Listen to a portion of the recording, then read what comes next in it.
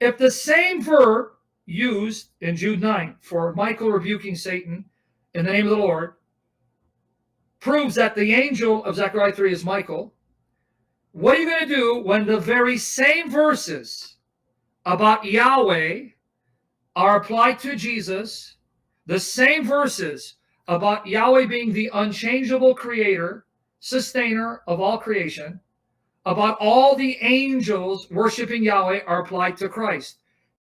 I'll do the same thing I do when other verses from applications to other people like David, Solomon, or humankind, Psalm 2, Psalm 8, Psalm 45, are applied to Jesus and don't identify them as the same or equal at all. I'm going to do that exact same thing after I realize what the context is so that I can explain where you are also wrong, in addition to failing to understand the significance of applying text from one person to another. That means if you're consistent, that means Jesus must be Yahweh. What do you do when the same verb, My argument is not that because the same verb is used, that they are the same. He's literally invented an argument I don't make, that makes them the same. It's just one item I reference as part of 5 points that establish a consistency with the context that show they're using it for the same reason, to defer rebuking Satan to the God they're not. So the significance of the verb being the same is the fact that it requires that the rebuke come from someone else. That's the whole point of the significance of the verb. The fact that it's the same shows it has the same significance. That is what you don't understand.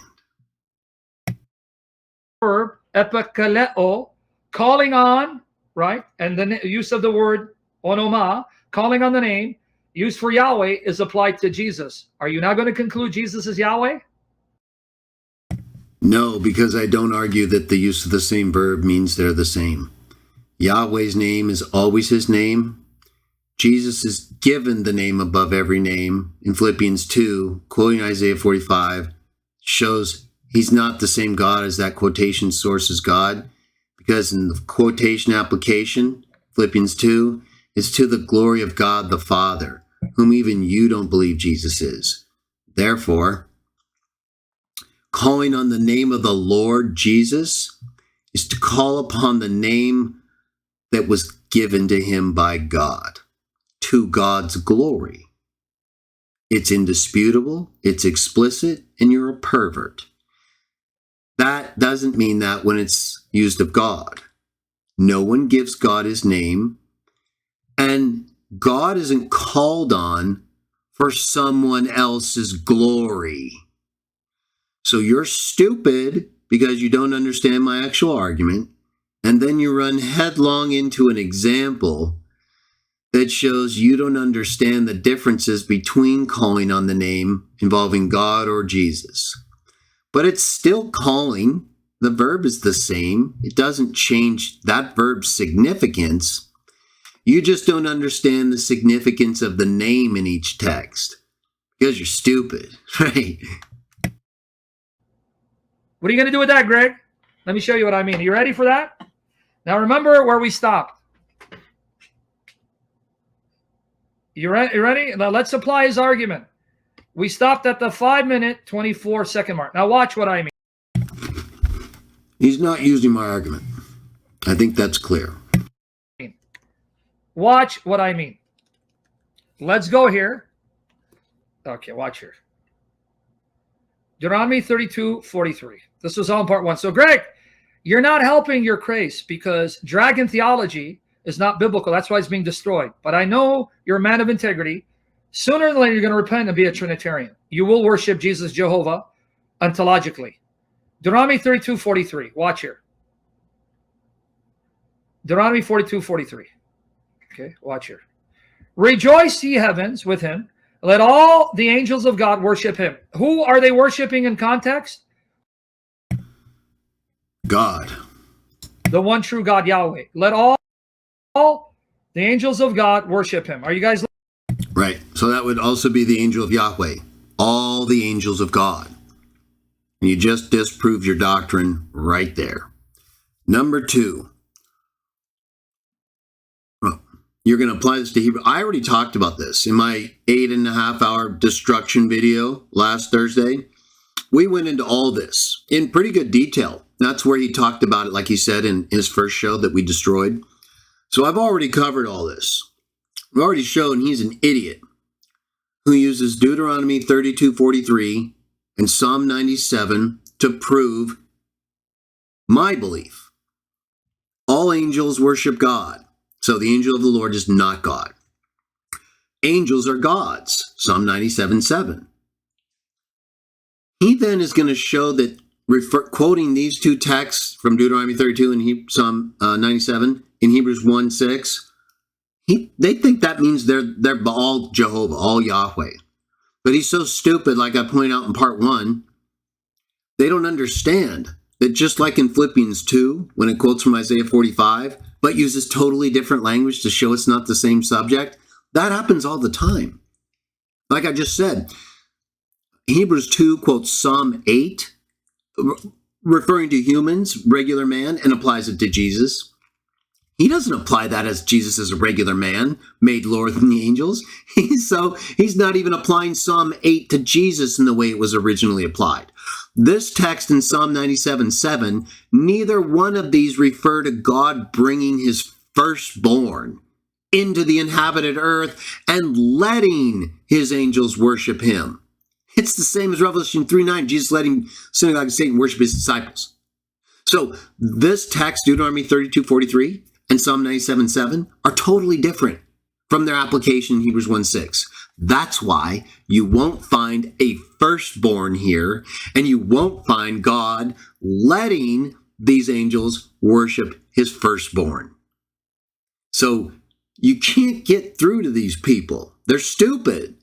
They literally think that quoting a text from Deuteronomy 32 or Psalm 97 in Hebrews 1:6 with a totally different context and terms, showing a whole different subject that's not in these texts, they do it everywhere.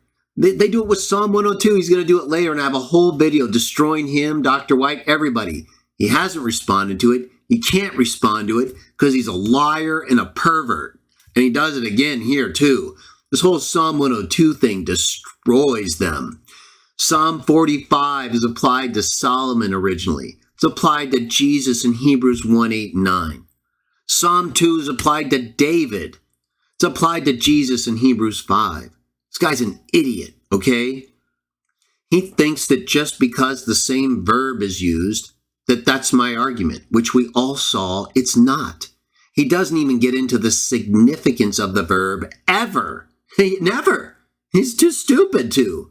And then he tries to quote texts that show that individuals from the Old Testament and the New Testament are the same when they're not.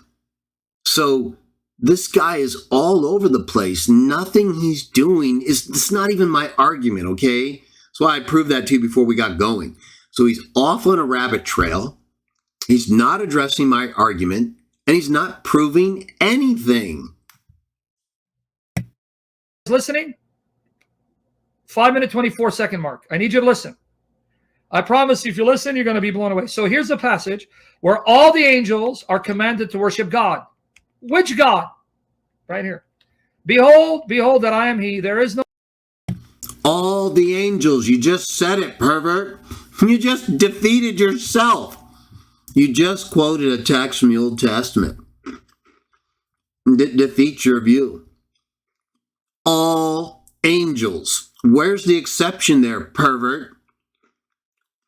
All angels worship God. So the angel of the Lord is not God. He's a part of all angels, just like Hebrews 1:14 proves as well. Perv! No God beside me. I kill and I will make to live. I will smite and I will heal. And there is none who shall deliver out of my hands. Right? So this is the one true God, Yahweh, the Lord. But now watch here. Who's it applied to? Hebrews 1:6. Hebrews 1:6. And when he again brings the firstborn to the world, he says, and let all the angels of God worship him. Now, Greg, let's see if you're consistent. If the same... So, like I pointed out to you in my 8.5-hour destruction part 1 video, where's the word brings the firstborn into the world in Deuteronomy 32:43, pervert? Where are the words when he brings his firstborn into the world in Psalm 97:7? Now, they're not there, right? So it's a whole different context and different application to a whole different subject. You're stupid. Verb is used for the angel of YHWH, Zechariah 3, and Michael in Jude 9, even though the context's not the same, and I'll show it.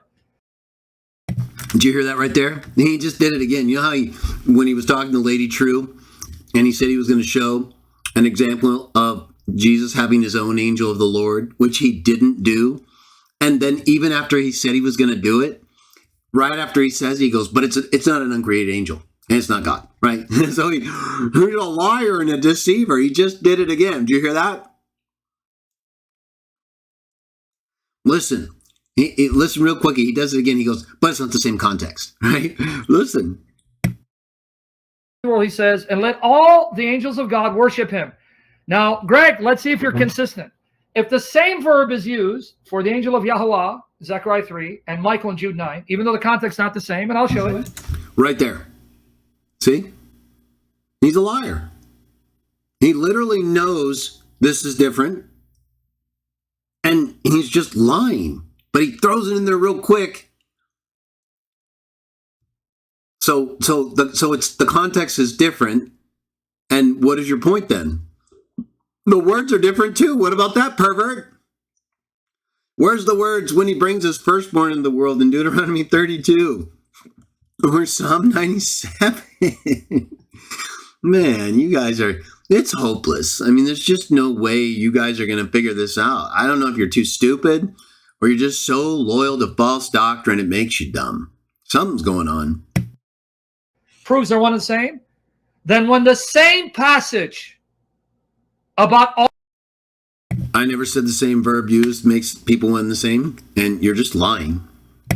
All the angels worshiping Yahweh, the only true God, is applied to Jesus. What are you going to conclude? That the angel of the Lord is worshiping Jesus. Yeah. Because in Hebrews 1, it differentiates Jesus from all the Old Testament angels who are flames of fire and sent forth for public service, right? All of them. Just like right here, all angels of God, right? That's the angel of the Lord in there. So you have the angel of the Lord here worshiping Jesus, so they can't be the same. What are you going to do about that? It says all God's angels worship Jesus. So that has to include the angel of the Lord. So Jesus is not the angel of the Lord. He's God's firstborn. And the angel of the Lord is one of these angels worshiping him, right? Right. No, you're a pervert. So you don't understand the use of the word all. You can't explain how it's all angels, and that doesn't include the angel of the Lord. And it's temporal and contingent on God's authority after he brings his firstborn into the world, something nowhere described of God in Deuteronomy 32 or Psalm 97.